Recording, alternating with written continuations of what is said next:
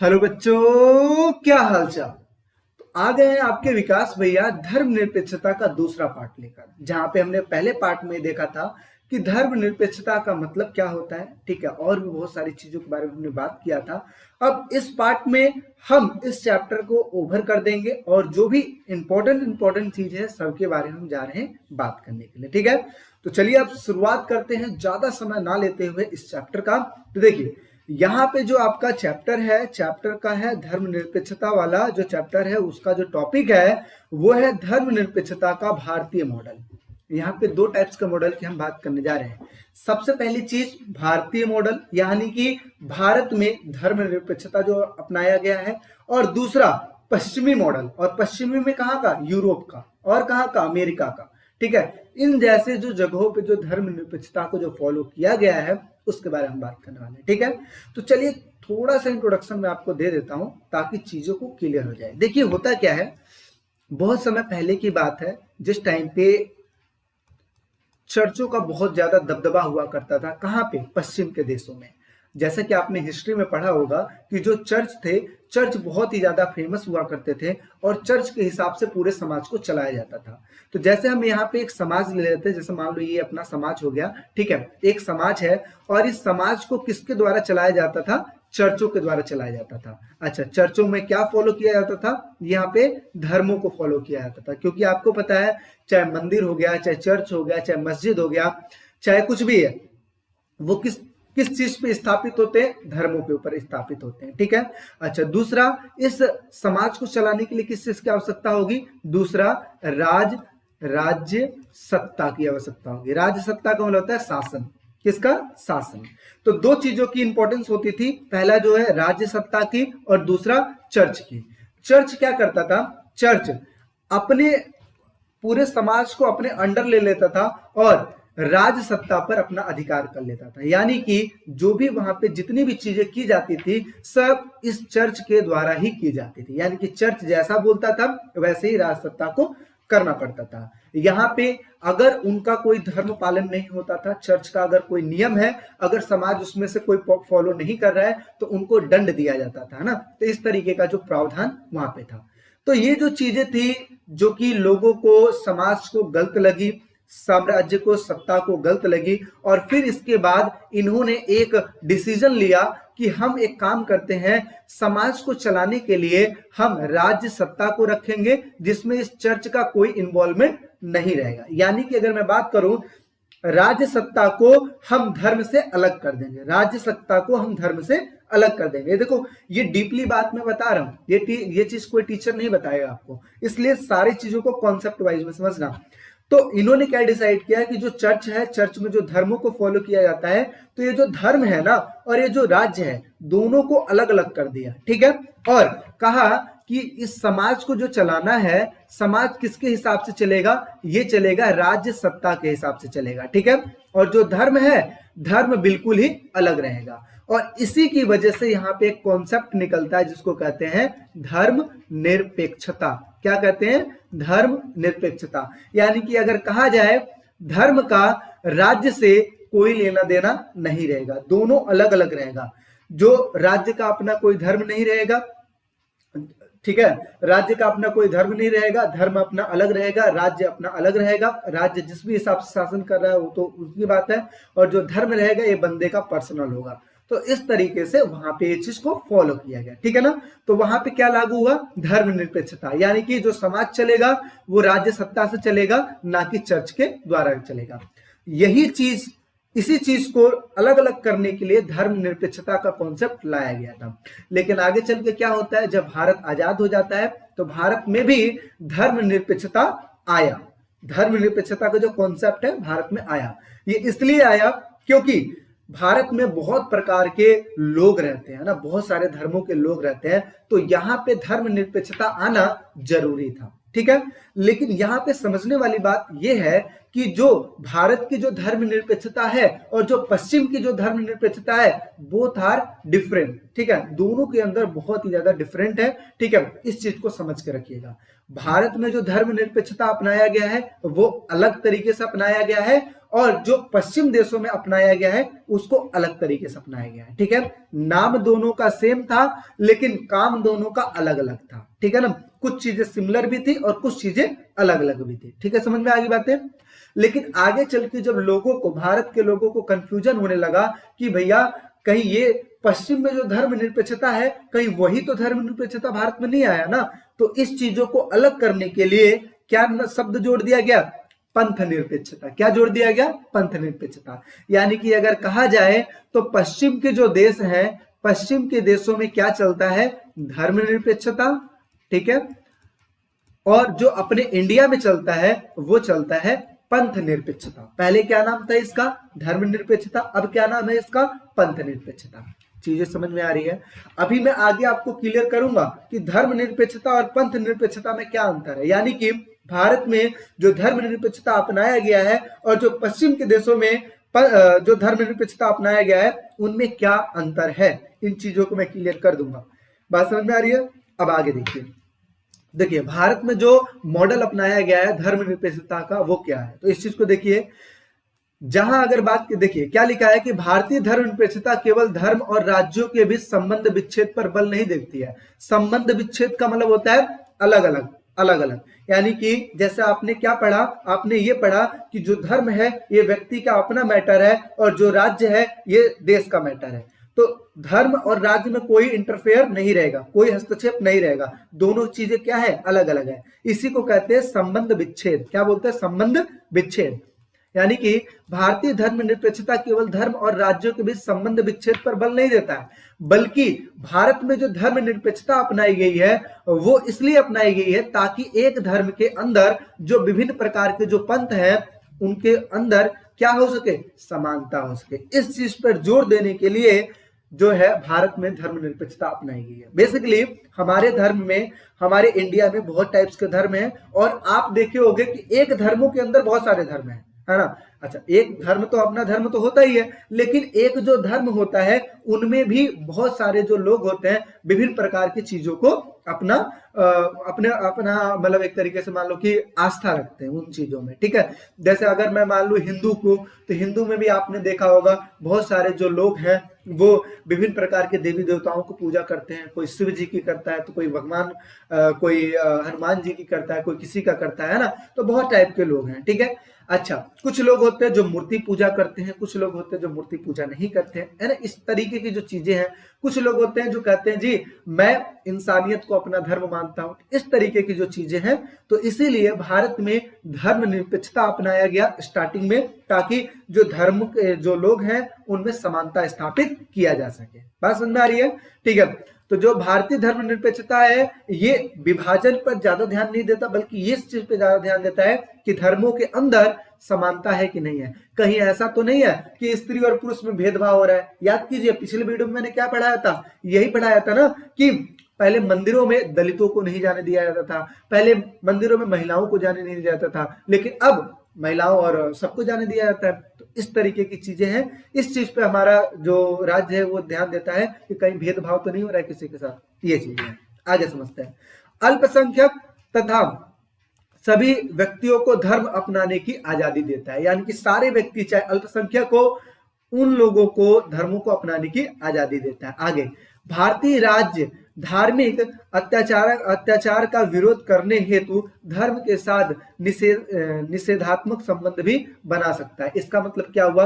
अगर किसी के धर्म में कोई ऐसा चीज हो रहा है जिसकी वजह से भेदभाव फैल रहा है, तो उनमें इंटरफेयर अपना जो राज्य है वो करेगा। ऐसा नहीं कि उसको छोड़ देगा, नहीं, बल्कि उसके अंदर जो भेदभाव है उसको खत्म करके वहां पे समानता स्थापित करने की कोशिश करेगा।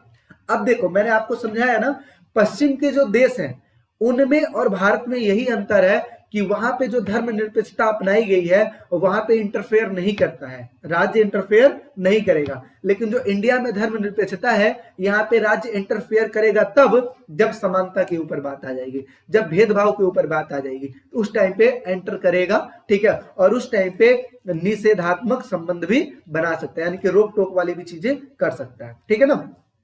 आगे, आगे समझते हैं। भारतीय संविधान की प्रस्तावना में 42वें संशोधन 1976 के बाद पंथ निरपेक्षता शब्द जोड़ दिया है। क्यों? क्योंकि लोगों को अंतर ही नहीं समझ में आ रहा था। उनको पता है कि पश्चिम में भी धर्मनिरपेक्षता है और इंडिया में भी धर्मनिरपेक्षता है, तो इन दोनों में डिफरेंट नहीं हो पा रहा था, इसी वजह से पंथ निरपेक्षता शब्द जोड़ा गया। अच्छा, अब यहाँ पे एक चीज और मैं बता दूं, फॉर एग्जाम्पल के लिए, जैसे आपने अभी बीच में सुना होगा 3 तलाक के ऊपर नियम बने थे, ठीक है, साथ ही साथ जो बुर्का पहनते थे उसके ऊपर, है ना, बहुत सारे फैसले आए थे। तो ऐसी जो चीजें होती हैं, अगर गवर्नमेंट को लगता है चीजें गलत हो रही हैं तो उनको सुधारने के लिए वो एक्शन लेता है, धर्म में इंटरफेयर करता है। आगे समझते हैं। मौलिक अधिकारों में धार्मिक स्वतंत्रता का अधिकार, ठीक है, समानता का अधिकार, शिक्षा और संस्कृति का अधिकार, सभी धर्मों में समान अवसर प्रदान करता है। हमारा जो इंडिया है धर्मनिरपेक्षता के मॉडल में ये सारी चीजें प्रोवाइड करता है। समझ में आ रही चीजें? अगर समझ में आ रही है तो लाइक कीजिए, नहीं समझ में आ रही है तो दोबारा देखिए, चीजें समझ में आ जाएगी। समझ में आ गई बातें? ठीक है, चैनल पे नए हो तो सब्सक्राइब जरूर कीजिएगा। नेक्स्ट बात करते हैं, आगे समझते हैं धर्मनिरपेक्षता का यूरोपीय मॉडल। अभी बताया ना, यूरोप यानी कि पश्चिम मॉडल कौन सी है? तो यहाँ पे देखिए, धर्म और राज्य एक दूसरे के मामले में हस्तक्षेप नहीं करेगा, ये इनकी अटल नीति है। अटल नीति कि राज्य और जो अपना ये जो धर्म है एक दूसरे के बीच में कोई भी इंटरफेयर नहीं करेगा। लेकिन अपने इंडिया में क्या है, अगर जरूरत पड़ेगी, समानता के ऊपर बात आ जाएगी, भेदभाव के ऊपर बात आ जाएगी, तो भाई करना पड़ेगा। ठीक है, आगे समझते हैं। राज्य सत्ता धर्म के मामले में, धर्म राज्य सत्ता के मामले में हस्तक्षेप नहीं करेगी, ये यूरोप में कहा गया, यानी कि पश्चिम में कहा गया है। व्यक्ति और उनके अधिकारों को केंद्रीय महत्व दिया गया है, यानी कि व्यक्तियों को और उनके अधिकारों को सबसे ज्यादा महत्व दिया जाएगा, ठीक है, बाकी धर्मों को नहीं दिया जाएगा। आगे, समुदाय आधारित अधिकारों पर कम धन देना, यानी कि जो समुदाय आधारित जो अधिकार होते हैं उन पे कम से कम धन नहीं देना बल्कि ध्यान देना है, ठीक है, ध्यान देना। आगे समझते हैं। आगे, विभिन्न धार्मिक समुदायों के बीच समानता का एक मुख्य सरोकार होगा, यानी कि अगर कहा जाए तो जितने भी समुदाय हैं, ठीक है, उनमें ये देखा जाएगा कि बीच में समानता है कि नहीं है, बस इन चीजों पर जोर दिया जाएगा। अभी हम आगे एक बकायदा तालिका बना के ये भी डिफरेंशिएशन की बात करेंगे कि जो भारत की जो धर्मनिरपेक्षता है और यूरोप की जो धर्मनिरपेक्षता है, यानी कि पश्चिम की जो धर्मनिरपेक्षता है, उनमें क्या अंतर है, हम डिटेल्स में बात करने वाले हैं। आगे समझ लेते हैं। अब यहाँ पे देखिए, जब भारतीयों ने जो धर्मनिरपेक्षता अपनाया था तो उस टाइम पे बहुत सारे आलोचकों ने बहुत सारी बातें कही, कुछ अच्छी भी कही, कुछ बेकार भी कही, तो हम उन चीजों को समझने जा रहे हैं। ठीक है, तो सबसे पहला उन्होंने कहा कि ये धर्म विरोधी है। क्या है? धर्म विरोधी, यानी कि भारत के कुछ ऐसे लोग थे जिनको कहते हैं आलोचक, जिन्होंने धर्मनिरपेक्षता को लेकर कमेंट किया कि जो धर्मनिरपेक्षता है वो धर्म विरोधी है। सबसे पहली बात समझते हैं कि आखिर उन्होंने ये बात कही क्यों। इसलिए कही क्योंकि आपको पता है जो अपना भारत है, भारत सदियों से अगर देखा जाए, राम जी, कृष्ण जी, बहुत टाइम से अगर देखा जाए तो धर्मों को पालन करते थे। याद कीजिए, रामचंद्र जी धर्म के पालन के लिए ही, ठीक है, सच्चाई के लिए, मर्यादा पुरुषोत्तम राम कहलाते हैं ना, तो धर्मों का ही पालन कर रहे थे। हर एक जगह पे, हर एक मोड़ पर वो ये देखते थे कि क्या चीज मेरे धर्म के अनुसार है, क्या चीज मेरे धर्म के अनुसार नहीं है। ठीक है, उन सभी चीजों को फॉलो करते थे। ठीक है, तो इसी वजह से जो भारत अपना है वो धर्म के लिए ही जाना जाता है। ठीक है ना, सनातन जो चीज है वो धर्म के लिए ही जाना जाता है। ठीक है, तो ये चीज है। तो जब भारत में धर्मनिरपेक्षता अपनाया गया तो कुछ लोगों ने कहा कि ये जी धर्म विरोधी है, लेकिन अगर देखा जाए एक्चुअल में धर्म निरपेक्षता जो अपनाई गई थी, एक्चुअल में उसका मतलब समझा जाए तो वो क्या है, ऐसा तर्क दिया जाता है कि धर्मनिरपेक्षता धर्म विरोधी है और धर्मनिरपेक्षता धार्मिक पहचान के लिए खतरा पैदा कर सकती है। लेकिन हमें ये याद रखना चाहिए कि धर्मनिरपेक्षता धार्मिक स्वतंत्रता, समानता को बढ़ावा देती है। किस चीज को? धार्मिक स्वतंत्रता को बढ़ावा देती है, कहीं किसी के साथ भेदभाव तो नहीं हो रहा है। अच्छा, दूसरा किस चीज को बढ़ावा देती है? समानता को बढ़ावा देती है। इसलिए यह धार्मिक पहचान पर खतरा पैदा करने के बजाय ये उनकी क्या करती है? हिफाजत करती है। यानी कि अगर कॉन्सेप्ट देखा जाए धर्मनिरपेक्षता की तो ये बात भी गलत सिद्ध होती है कि धर्मनिरपेक्षता धर्म विरोधी है। ये चीजें गलत साबित होती है, बल्कि धर्मनिरपेक्षता इसलिए अपनाई गई है ताकि समानता बनी रहे, सबकी स्वतंत्रता बनी रहे। आगे बात करते हैं। कुछ लोगों ने कहा कि जी ये पश्चिम के देशों से आई हुई है। ठीक है, जाहिर सी बात है पश्चिम के देशों से आई है, तो क्या इसका मतलब ये थोड़ी ना है कि पश्चिम के देशों से आई हुई है हम उसको अपनाए ना। अरे गांधी जी ने क्या कहा था? गांधी जी ने ये कहा था कि व्यक्तियों के अंदर जो अच्छाइयां होती हैं उनको आप ग्रहण कर लो, अच्छाइयों को ग्रहण करने का ये मतलब नहीं है कि आप उनसे चुरा रहे हो, ठीक है। अच्छाइयों को ग्रहण करने का मतलब ये होता है कि आप उनकी अच्छी चीजें सीख रहे हो। ये बात हुई है ना। तो ऐसे ही अब जैसे मान लो कुछ ऐसी चीजें हैं जो अपने इंडिया वालों ने आविष्कार की है, ठीक है, जीरो का आविष्कार इंडिया वालों ने किया, तो अब क्या वो लोग यूज नहीं कर रहे हैं? कर रहे हैं ना यूज। तो यही चीजें मैं बता रहा हूं कि कुछ ऐसी चीजें जो यूरोप में चलती थी उनको हमने एक्सेप्ट कर लिया, और कुछ ऐसी चीजें जो हमारे इंडिया में चलती थी उनको एक्सेप्ट कर लिया। तो इसमें हम ये नहीं कह सकते कि वो वहां से आया हुआ नहीं, बल्कि हम ये कह सकते हैं कि वहां की अच्छी चीजें थी उसको हमने ले लिया, और हमारे इधर की जो अच्छी चीजें उनको वो ले लिए। बात समझ में आ रही है? तो देखिए, पश्चिम से आयातित दूसरी आलोचना यह थी कि धर्मनिरपेक्षता ईसाइयत से जुड़ी हुई है, यानी कि ईसाई धर्मों से ही आई हुई है, अर्थात यह पश्चिम की चीजें हैं, इसलिए भारतीय स्थितियों के लिए अनुपयुक्त है, यानी कि सही नहीं है। हमें इस बात पर ध्यान देना चाहिए कि कोई चीज कहां से ली गई है, बल्कि हमें इस बात पर ध्यान देना चाहिए कि वो चीज कितनी सही है। हमें इस बात पर ध्यान नहीं देना चाहिए, ठीक है ना, हमें इस बात पर ध्यान, यहां लिख लो, नहीं, ध्यान नहीं देना चाहिए कि कोई भी चीज कहां से ली गई है, बल्कि हमें इस चीज पर ध्यान देना चाहिए कि जो चीज ली गई है वो कितनी सही है।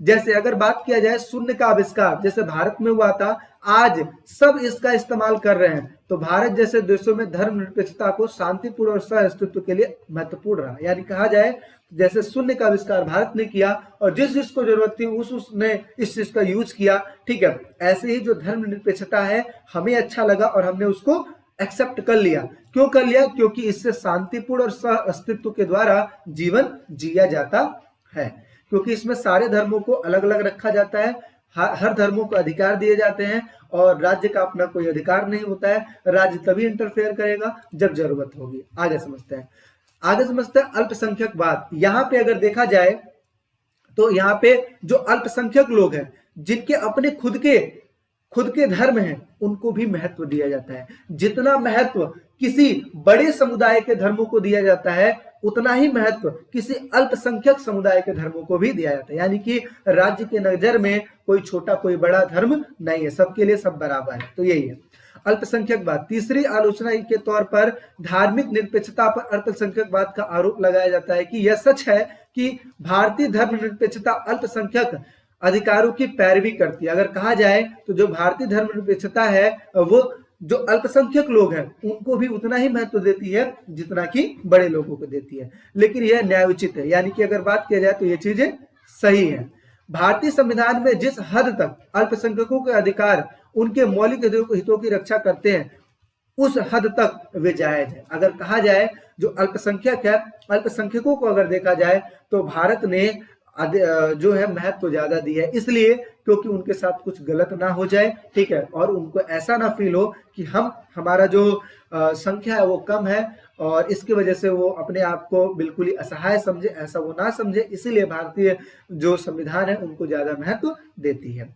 आगे समझते हैं, अतिशय हस्तक्षेपकारी। इसका मतलब क्या होता है? ज्यादा से ज्यादा हस्तक्षेपकारी। इसका मतलब क्या होता है कि जब जरूरत पड़ती है अपने देश को कि हाँ इस धर्म में भेदभाव हो रहा है, तो उस टाइम पे हस्तक्षेप करेगी राज्य। इसका मतलब यही होता है।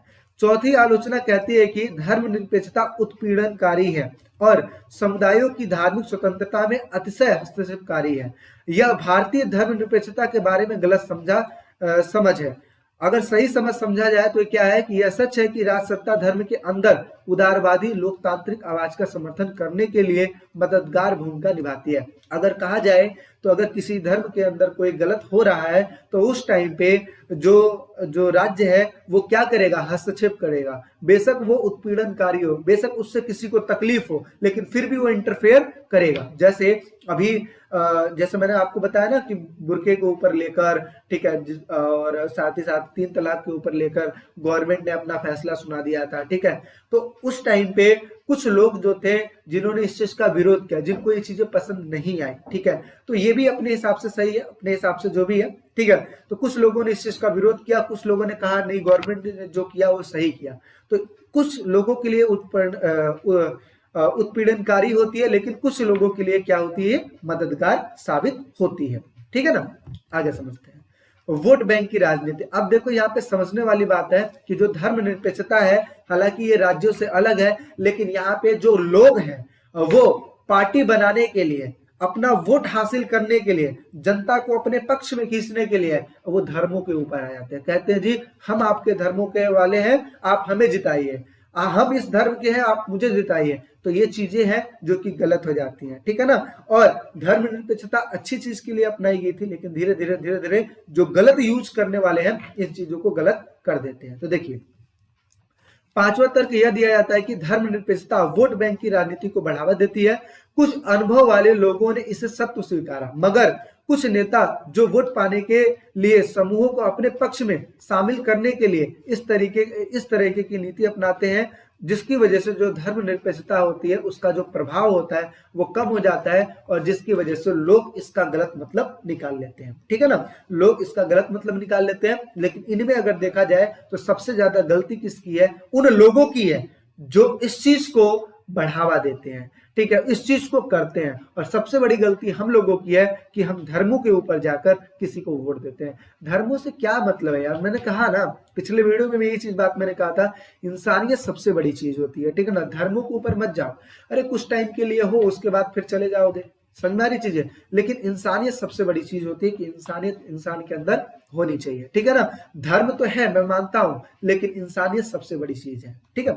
आगे समझते हैं, ये मेरे अकॉर्डिंग है, आप लोग का कॉन्सेप्ट अपने अकॉर्डिंग हो सकता है, लेकिन मेरे अकॉर्डिंग जो है वो मैंने आपको बता दिया। आगे समझते हैं, धार्मिक स्वतंत्रता का अधिकार। अब जैसा कि आपको पता है, मौलिक अधिकार का सबसे मूल पॉइंट जो है वो है धार्मिक स्वतंत्रता का अधिकार, जिसमें अनुच्छेद 25 में क्या कहा गया है कि भारत में रहने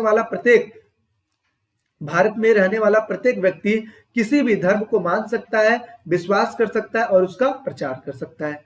अनुच्छेद 26 में कहा गया है कि धार्मिक मामलों के प्रबंधन की स्वतंत्रता की व्यवस्था की गई, यानी कि जो धार्मिक मामला है उसमें व्यक्ति जो है वो स्वतंत्र होकर कर सकता है। जैसे किसी को जागरण करवाना है जागरण करवाओ, किसी को कुछ करवाना है वो करवाओ, वो स्वतंत्र है उस चीज के लिए। आगे अनुच्छेद 27 में किसी व्यक्ति को ऐसा कर देने के लिए मजबूर नहीं किया जाए जिसकी वजह से किसी भी धर्म को बढ़ावा दिया जाए, यानी कि ऐसा कोई कर ना लिया जाए जिसकी वजह से किसी दूसरे को प्रॉफिट हो और किसी दूसरे धर्म को बढ़ावा मिले, ऐसा कोई कर ना लिया जाए। हालांकि पहले होता था, राजा अकबर के टाइम पे हो रहा था, है ना, जजिया कर वगैरह लिया जाता था, लेकिन आगे चल के उसको खत्म कर दिया गया। आगे अनुच्छेद 28, सरकारी शिक्षण संस्थाओं में धार्मिक शिक्षा पर रोक लगाई गई है ना। अगर कहा जाए तो ये किया गया कि किसी भी विद्यालय में कोई भी धर्म से रिलेटेड कोई भी शिक्षा नहीं दी जाएगी। तो इस तरीके के प्रावधान किए गए।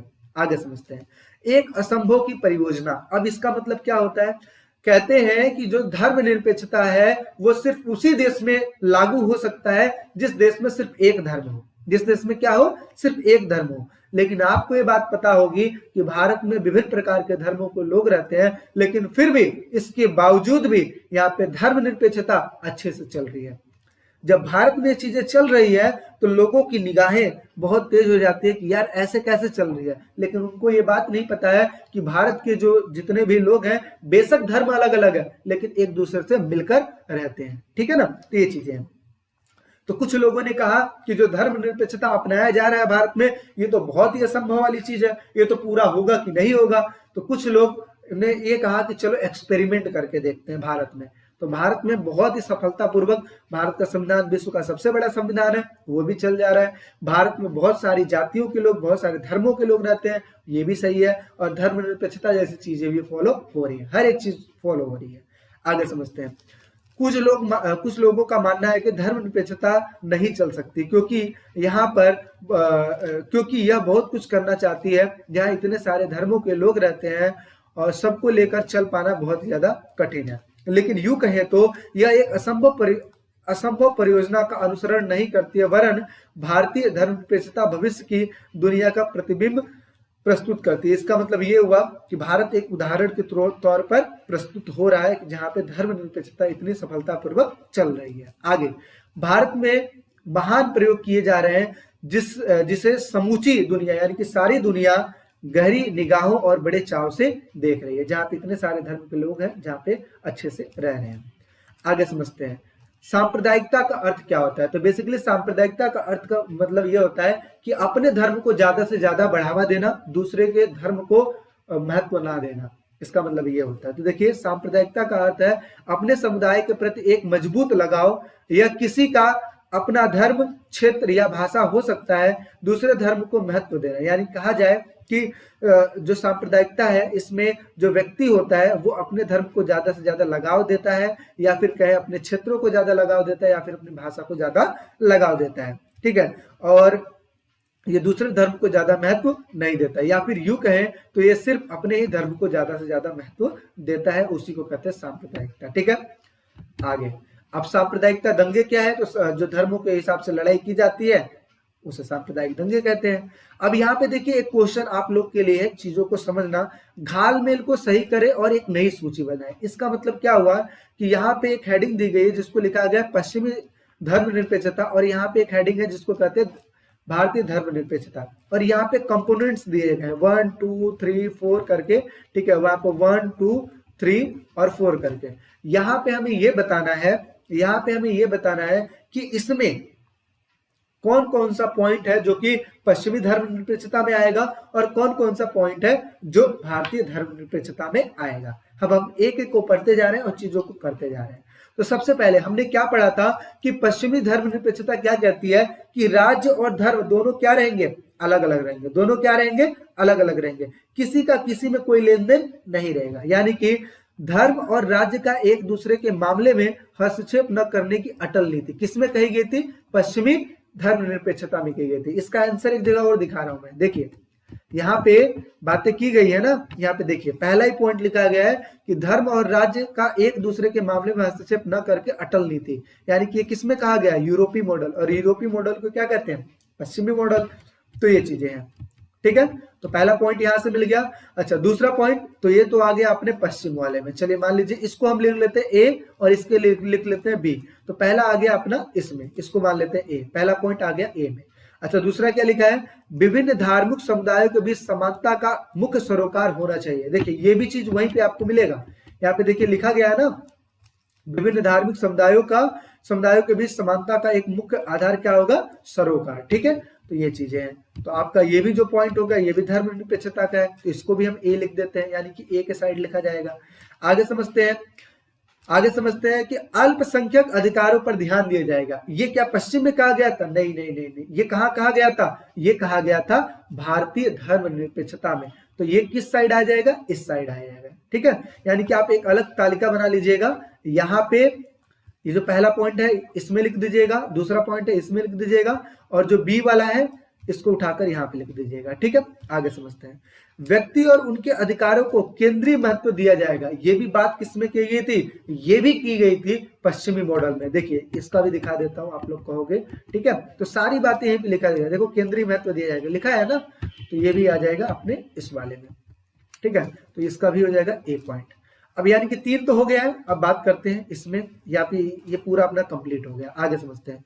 राज्य द्वारा समर्थित धार्मिक सुधारों की अनुमति है। बिल्कुल, मैंने कहा ना कि जब भी सुधारों की बात होगी उस टाइम पे राज्य हस्तक्षेप करेगा, लेकिन ये किस मॉडल में कहा गया है? भारतीय मॉडल में कहा गया है। तो इस वजह से यहाँ पे ये बी पॉइंट हो जाएगा, यानी कि ये बी पॉइंट हो जाएगा। ठीक है, आगे समझते हैं।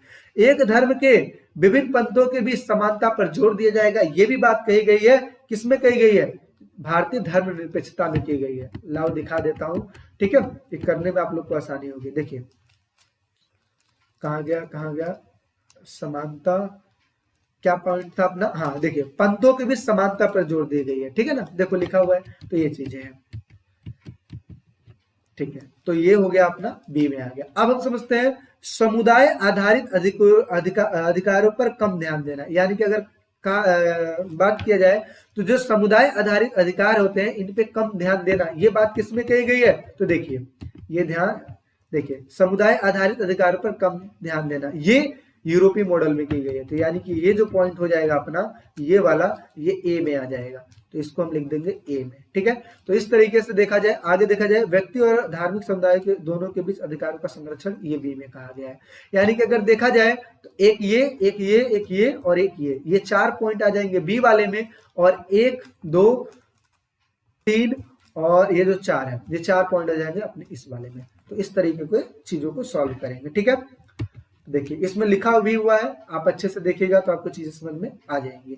आगे समझ लेते हैं। एक लास्ट टॉपिक अपना है कि धर्मनिरपेक्षता और पंथ निरपेक्षता में क्या अंतर होती है। ये तो मैंने आपको क्लियर कर ही दिया है, लेकिन एक बार और क्लियर कर देता हूं। धर्मनिरपेक्षता ये कहता है कि हम राज्यों से दूर रहेंगे, राज्यों का धर्मों में कोई लेन देन या फिर धर्म का राज्यों में कोई लेन देन नहीं रहेगा, यानी कि दोनों में दूरियां बनी रहेगी। ये क्या करता है, धर्मनिरपेक्षता कहता है। लेकिन अगर मैं पंथ निरपेक्षता की बात करूं तो पंथ निरपेक्षता ये कहता है कि हम अलग तो हैं, लेकिन जब जब भी बात आएगी सुधारों की तब हम हस्तक्षेप करेंगे, हस्तक्षेप करेंगे। जब जब भी बात आएगी समानता की तब हम हस्तक्षेप करेंगे। ये बात किसमें कही गई है, धर्म पंथ निरपेक्षता में कही गई है। तो यही लिखा है, शासन सत्ता का धर्म से निरपेक्ष होना, या फिर यूं कहें तो शासन सत्ता का धर्म से अलग होना। ठीक है, शासन सत्ता का धर्म में या फिर धर्म का सत्ता में कोई दखल अंदाजी नहीं होगा, ये धर्म निरपेक्षता में कहा गया है। और पंथ निरपेक्षता में कहा गया कि शासन सत्ता के लिए सभी धर्मों को समान समझा जाएगा और यहाँ पे भेदभाव नहीं किया जाएगा। और साथ ही साथ इसका मतलब ये होता है सर्वधर्म संभव की जो भावना होती है ये पंथ निरपेक्षता में होती है। अगर नोट की बात किया जाए तो जहां धर्म निरपेक्षता को नकारात्मक अवधारणा कहा जाता है, वहीं पे पंथ निरपेक्षता को सकारात्मक अवधारणा कहा जाता है। और इस तरीके से जो आपका ये चैप्टर है ये हो जाता है ओवर। तो सारी चीजों को मैंने डिस्कशन कर दिया। आई होप सो आपको अच्छा लगा होगा। हर एक बारीकी को मैंने ध्यान दिया है, सारी चीज को मैंने समझाया है, और इस चीजों को बार बार प्रैक्टिस कीजिएगा, चीजें आपको बहुत ही अच्छे ढंग से समझ में आएगी। चैनल पर नए हैं तो सब्सक्राइब कर लीजिएगा, अपने फ्रेंडों में जरूर शेयर कीजिए इन सारी चीजों को, ताकि आपको लाभ मिल सके, आपको क्या बल्कि अपने दोस्तों को लाभ मिल सके। ठीक है, तो मिलते हैं एक नेक्स्ट वीडियो में। अभी के लिए टेक केयर, बाय बाय।